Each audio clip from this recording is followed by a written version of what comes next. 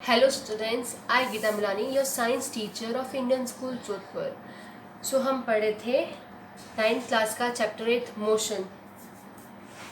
तो अब उसमें जो नेक्स्ट टॉपिक है वो है graphical representation of motion.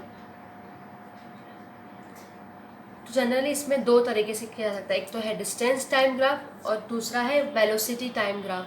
Velocity time graph हम वो बाद में पढ़ेंगे नेक्स्ट पेज पे। इसमें अब समझ लेते हैं डिस्टेंस टाइम ग्राफ के बारे में। डिस्टेंस टाइम ग्राफ दो तरीका होता है, एक एक करके समझ लेते हैं। इसमें फर्स्ट है ये वाला, डिस्टेंस को अपन शो करेंगे एस से, टाइम को नोट करेंगे अपन टी से, और स्पीड या वेलोसिटी को अपन डिनोट करेंगे v से।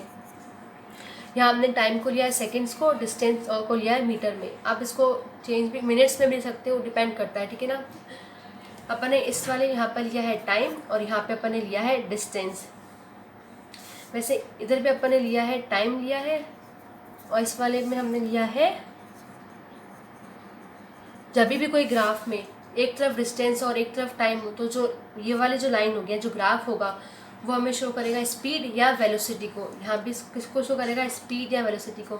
दोनों एक ही चीज़ होती है, स्पीड और वेलोसिटी। यानी ये जो हमें जो ग्राफ शो कर रहा है, यहाँ ये शो कर रहा है स्पीड या वेलोसिटी को, यानी कि v को।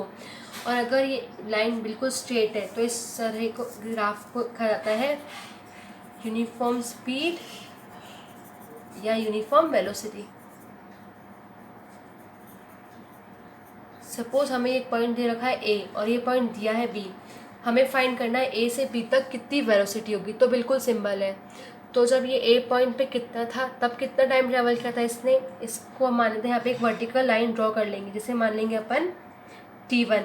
उस तरह से b1 पे भी एक टाइम एक्सिस पे वर्टिकल लाइन ड्रॉ कर लेंगे, इसे अपन मान लेंगे t2।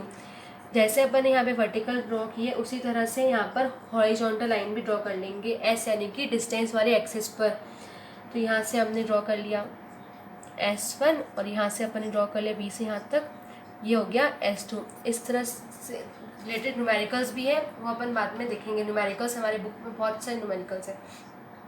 तो A से B तक वेलोसिटी यानी कि हमें स्पीड कैलकुलेट करनी है, तो फॉर्मूला क्या बनेगा, सबसे पहले V यानी कि स्पीड हो जाएगी। ये कैसे फाइंड करेंगे, V का फॉर्मूला क्या होता है, speed equals to distance upon time. v equals to S upon T हमारा फॉर्मूला होता है, v is equals to S upon T. तो अपन फाइंड करेंगे ए टू बी तक डिस्टेंस कितना ट्रैवल हुआ। तो ये पता लगाने के लिए अपन करना पड़ेगा S2 माइनस S1, यानी कि डिस्टेंस की जगह आ जाएगा change, S2 minus S1 upon time है। टाइम कितना कंज्यूम हुआ है अपन को वो कैलकुलेट करने के लिए अपन क्या करेंगे, T2 में से T1 को माइनस कर देंगे, T1। तो यूनिफॉर्म स्पीड या यूनिफॉर्म वेलोसिटी से रिलेटेड हमारा एक नया फॉर्मूला आ गया है, जो कि ग्राफिकल प्रॉब्लम्स को सॉल्व करने में हेल्प करेगा। तो ये फॉर्मूला अच्छे से आप याद रखें। अब डिस्टेंस टाइम ग्राफ में जो सेकंड टाइप आता है वो ये है। यहाँ पे भी हमारा ये डिस्टेंस वाली एक्सिस है और ये टाइम वाली एक्सिस है। तो जो हमारी जो वेलोसिटी वाली लाइन है ये यहाँ पर स्ट्रेट नहीं है। अगर ये स्ट्रेट नहीं है तो इस कंडीशन में होगी नॉन यूनिफॉर्म स्पीड या फिर नॉन यूनिफॉर्म वेलोसिटी, चाहे ये अपवर्ड मूव कर रही हो या चाहे ये ऐसे डाउनवर्ड मूव कर रही हो। अगर दोनों कंडीशन में ये स्ट्रेट नहीं है तब ये होगा नॉन यूनिफॉर्म स्पीड या non uniform velocity. Distance time graph से जो भी कॉन्सेप्ट है वो हो गए कंप्लीट। अब नेक्स्ट हम देखते हैं वेलोसिटी टाइम ग्राफ। तो अब है वेलोसिटी टाइम ग्राफ। तो वेलोसिटी टाइम ग्राफ भी दो टाइप के होते हैं। तो फर्स्ट वाले को समझते हैं अपन। यहाँ पे अपन को दिया है टाइम एक्सिस और यहाँ पे अपन को गिवन है वेलोसिटी यानी स्पीड एक्सिस। या स्पीड अपन को गिवन है मीटर पर सेकंड में। जो वेलोसिटी टाइम का जो स्लोप होता है, स्लोप ऑफ ग्राफ जो स्लोप होता है, ये हमें शो करता है एक्सेलरेशन को। बिल्कुल इसी तरह से सेकंड वाले ग्राफ में भी यहाँ पे टाइम है, यहाँ पे वेलोसिटी है मीटर पर सेकंड। तो यहाँ पे जो स्लोप है वो स्लो करेगा एक्सेलरेशन को। जब भी हमारा वेलोसिटी टाइम ग्राफ होगा, जो भी स्लोप ऑफ द ग्राफ होगा वो शो करेगा एक्सेलरेशन को, जब वेलोसिटी और टाइम ग्राफ का ग्राफ होगा। अब देखो दोनों में डिफरेंस, इसमें तो एक्सेलरेशन ही हो रहा है, इसमें एक्सेलरेशन है। कैसे, वेलोसिटी एक्सेलरेशन क्या होता है, वेलोसिटी में चेंज होना है। यहाँ पे देखो वेलोसिटी जो लाइन है वो सेम ही है, यानी कि टाइम एक्सिस के पैरेलल है।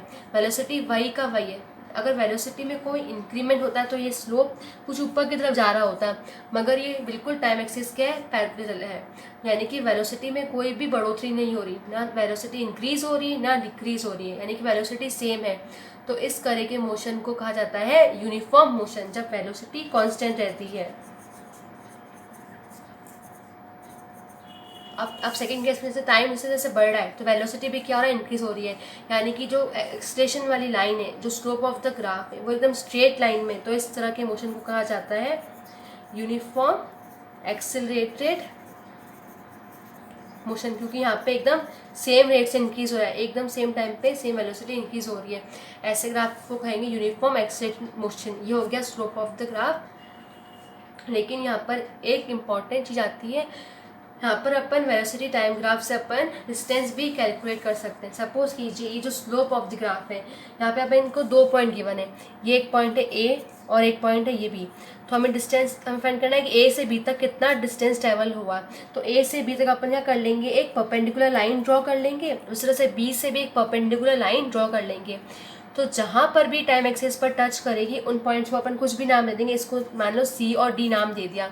अब डिस्टेंस क्या हो गया, जो ए बी सी डी जो हमारा फिगर बना है, एक रेक्टेंगल टाइप का फिगर बना है, तो इस पार्ट वाले का जो एरिया होगा उसी को कहा जाएगा, उसी एरिया को कहा जाएगा डिस्टेंस, यानी कि एस हमारा क्या होता है, डिस्टेंस, यानी कि हमारा मैग्नीट्यूड ऑफ डिस्प्लेसमेंट। इस वाले पार्ट का अगर हम एरिया फाइंड कर लेंगे तो बिल्कुल इक्वल होगा डिस्टेंस के, यानी कि अगर हमें डिस्टेंस फाइंड करना है तो ए बी सी डी जो क्वाड्रिलेटरल बना है इसका एरिया फाइंड करना होगा। बिल्कुल इसी तरह से सेकंड वाले ग्राफ में भी सपोज एक पॉइंट ए दिया है और पॉइंट बी, हमें फाइंड करना है यहाँ तक से भी यहाँ तक का डिस्टेंस। तो हम यहाँ पर भी एक परपेंडिकुलर लाइन ड्रॉ कर देंगे टाइम एक्सिस, यहाँ पर भी एक परपेंडिकुलर लाइन ड्रॉ कर देंगे। अब अगर हमें यहाँ पर भी डिस्टेंस फाइंड करना है तो इस वाले पार्ट का एरिया फाइंड कर लेंगे, वही एरिया होगा डिस्टेंस। अब जो भी ग्राफ हमने पढ़े हैं इनसे रिलेटेड न्यूमेरिकल्स भी हैं, और न्यूमेरिकल्स को हम करेंगे हमारे नेक्स्ट पार्ट में। अब हम पढ़ेंगे जो हमारे नेक्स्ट पार्ट में पढ़ेंगे equation of motion by graphical method. Motion की टोटल 3 इक्वेशन होती है, उन्हें ग्राफिकल मेथड से किस तरह से प्रूव किया जाता है वो पढ़ेंगे अपन हमारे नेक्स्ट पार्ट में।